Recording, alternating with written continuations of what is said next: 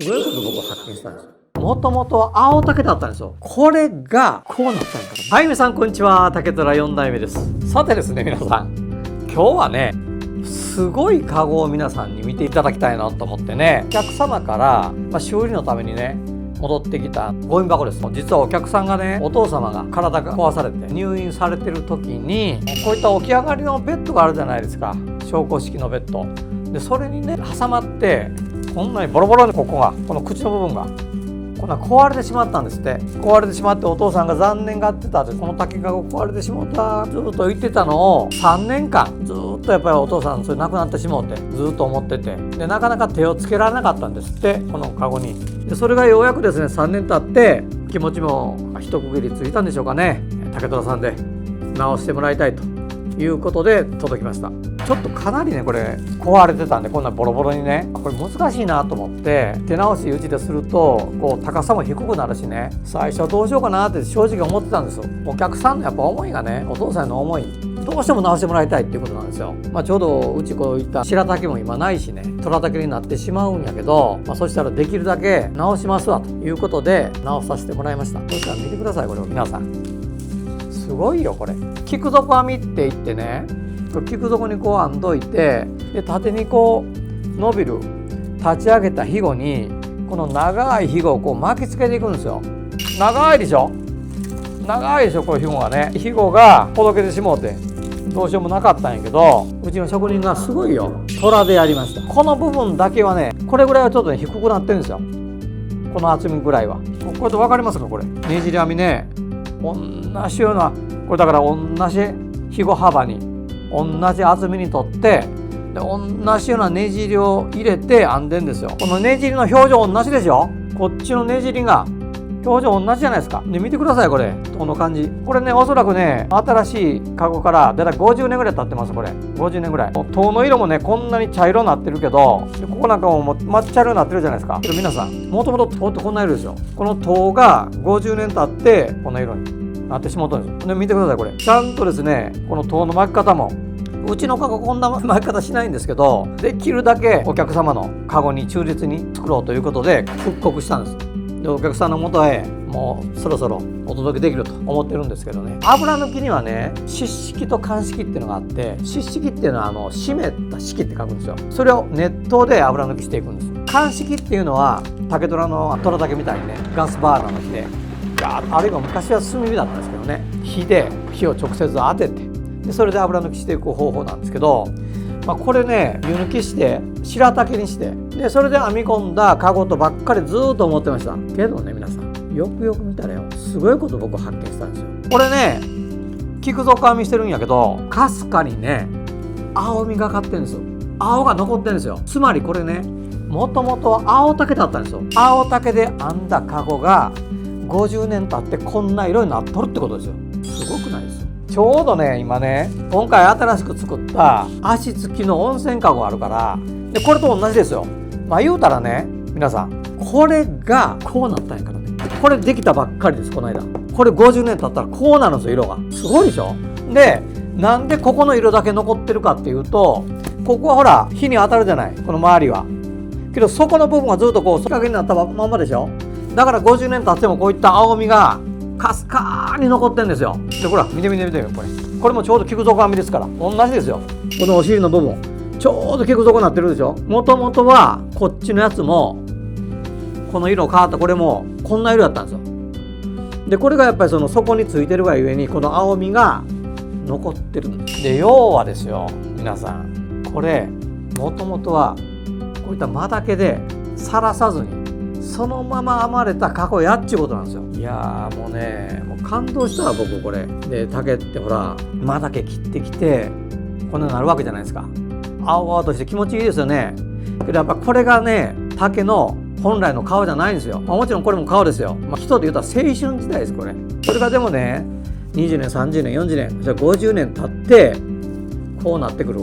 人もこういうような形で年を重ねたいですね。人がね竹に習うことって多いですよ。アンチエイジングでなんじゃ言われておりますけどね、皆さん人もねこういうふうな年の取り方せないかんですよ。若い青春時代、いいね青いね、でもちょっとやっぱねまだまだだね、20年30年40年ただこうなるんやから竹って本当にいいと思うわ。でそれをねそれだけ作ってね、本当やったらもう壊れてしまって、もうこんななってしまって捨ててしまうカゴをこうやってきれいに継いで虎竹で、日本一の虎竹ですよ。僕たちが100年守り続けてきた虎竹やけど、これでこうやって再現する職人の技ってすごくない？すごいやろ？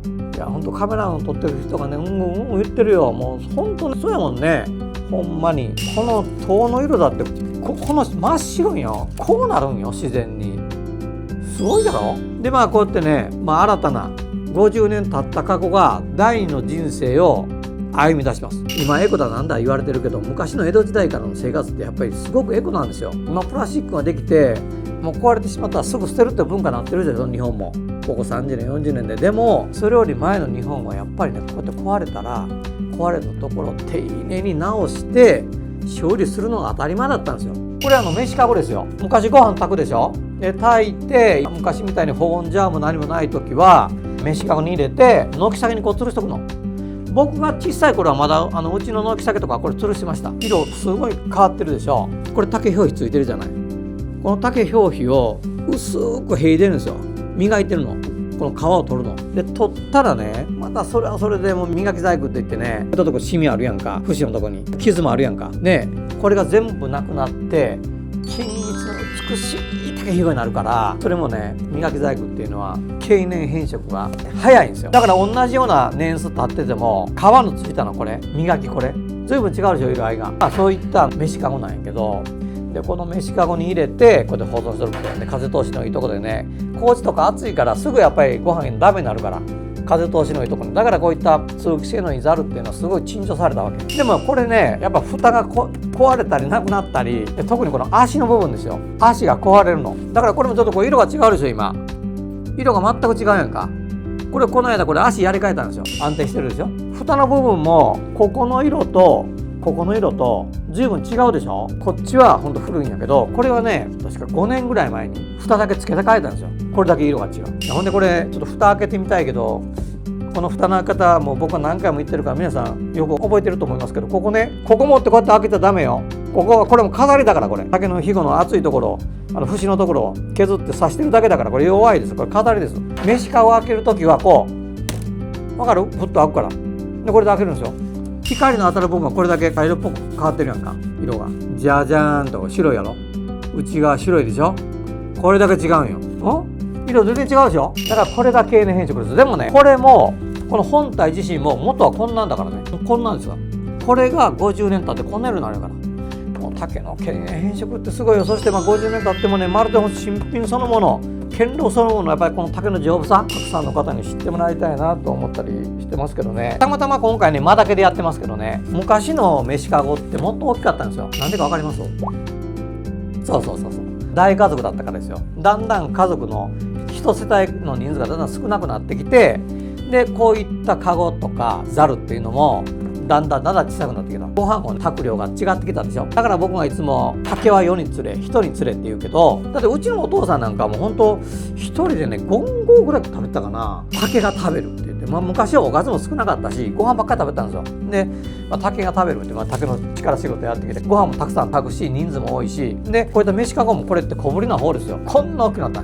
あったありました。これ大きいでしょ。これがもう普通ですよ。飯かごってこんなの普通にありました。でもっと言うたらね、お客とか人が集まる時こんなんやから飯かご置いてこんなサイズですよ。かごのね話始め出したらもう終わらんけど、縁巻きとかこれ綺麗にこれ負けてるよ。この縁巻きこれ磨いててね、これなんで磨いたこのひごで縁巻きするか知ってます？そう皮がついてたらやっぱりちょっと弾きやすかったりするんですよね。でこれ若い竹を選んで新これですよ。いわゆるその年にできた竹磨いてね、でこう巻いたりするんやけどね。けど昔ほんと大げさじゃないこんな大きなねサイズの飯かごもあったりした。それぐらい家族が多かったんですよ。で隣近所のお付き合いも多かったし、高知なんかお客とかあってね、食器とかもいくらでも行ったから、もうこんな星ざるとかたくさん行ったんです。そういった時代を経てね、こういった古いかご愛着があって思い出がやっぱあるのもね、これただのものでしかないけど、やっぱりそういった昔の楽しそうにもう夜になったらね大人がいっぱい集まってきてどこの誰か分からない人もおったりするわけですよ。そんな人がみんな寄ってきても障子の向こうでねワイはどんちゃん騒ぎしてるんですよ。もうなんていうんですかね、懐かしい思い出こういうのにも全部染み込んでるんですよね。でこういったカゴなんかもできるだけ直して皆さんに紹介して、竹っていうのがこれだけ強くて修理すればどんどん使えるっていうこともお知らせしたいし、こういった実際にね直していきたいしね。これなんかも磨きですよ。竹表皮を薄く磨いて、磨きだから綺麗でしょ。シミとか傷とかもないでしょ。それを全部のっけてるからですよ。これがね10年ぐらいだと思いますね。そこが網代になってるでしょ。土佐網代って言って編み上げてくるで技法の一つなんですけど、これ口巻きはねエビ止めって言って昔は高知でたくさん作られてたカゴの一つです。こういったのもね見るとその地域で働いてねもうたくさんその頃職人さんおったんですよ。そういった方を思い出すんでね非常に懐かしくって置いてんだけどね。そうそうその経年変色ということで言えばね、さっきのこれ僕はもしかしたら最初は白竹でやったかなと思ってたんですけど、白竹ってこれですからね。今のこの真竹を湯抜きしたらこんな白くなるんですよ。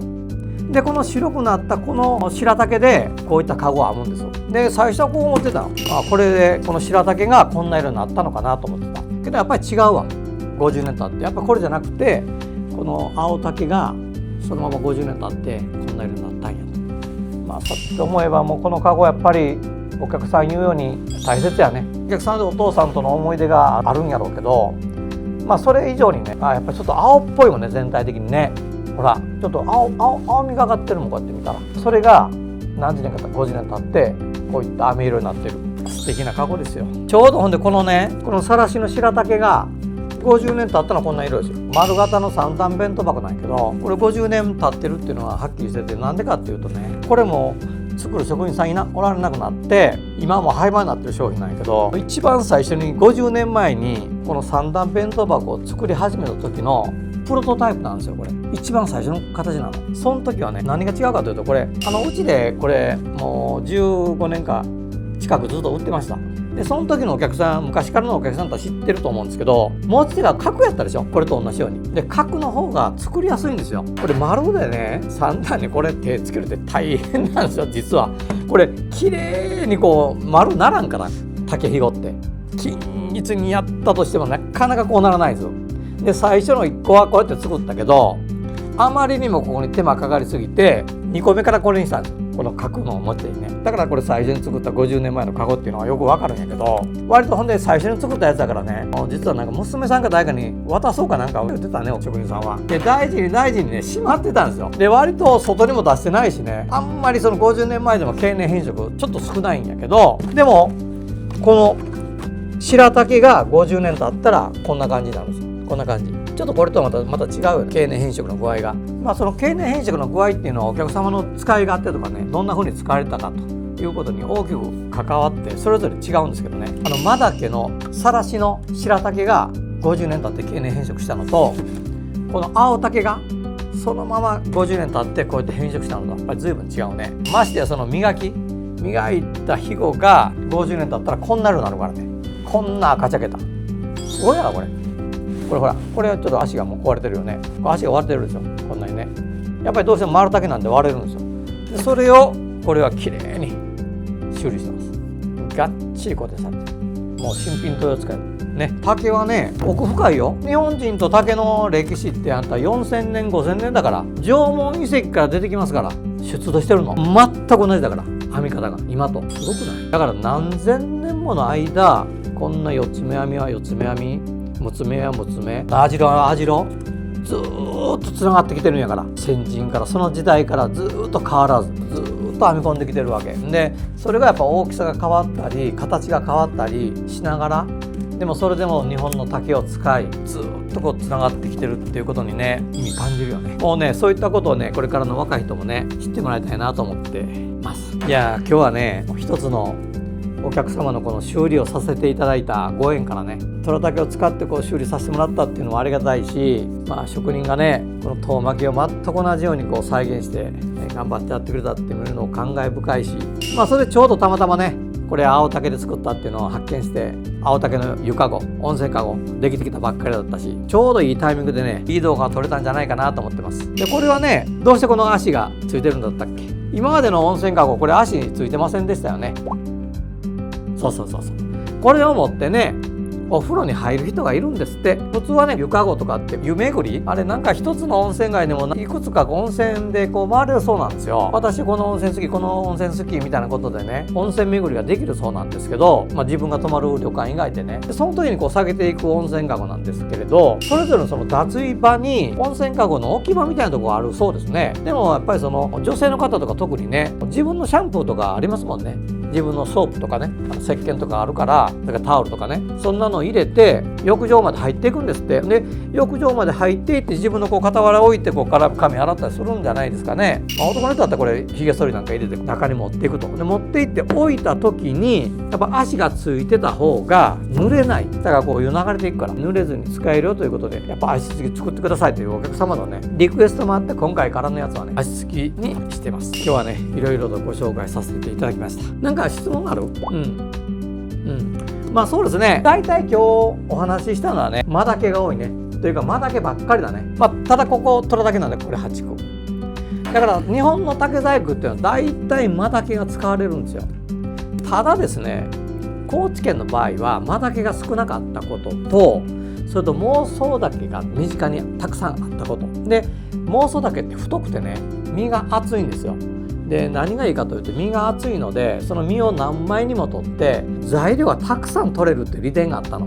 だから硬くて割れにくくてで太くてねちょっと持ち運ぶの大変なんやけど高知のもともとの土佐の竹細工っていうのは孟宗竹が基本です。ということでね僕たちが先人から受け継いで今梅干しだるとかね作ってるでしょ。あえて間だけを使わずに孟宗だけで復刻してやっぱ先人のやっぱり思いをつないでいくっていうのはやっぱ大事ですもんね。先人あっての僕たちですからね。僕たちも100年やってるけど僕も100年やってるわけじゃないから年132年やけど僕も4代目で先人から父や祖父やひいさんから託されて今やってますからね。そういった先人の思いも大事にしたいしやっぱりその高知っていうのはもともと竹細工の一大産地でもあったわけでそこでは孟宗竹が主に使われてましたからね。作られてたね孟宗竹の豪快な花籠なんかもあるんですよね。あれ今残ってたかな。見たことある？ないよね。今の若い人はもうないですわ。ほとんどがないと思う。でもいずれ機会があったらねそういった籠なんかも紹介したいなというふうに思ってます。それでは皆さんまたの機会にノーバンブーノーライフ。最後まで動画をご覧いただいてありがとうございます。グッドボタンチャンネル登録よろしくお願いいたします。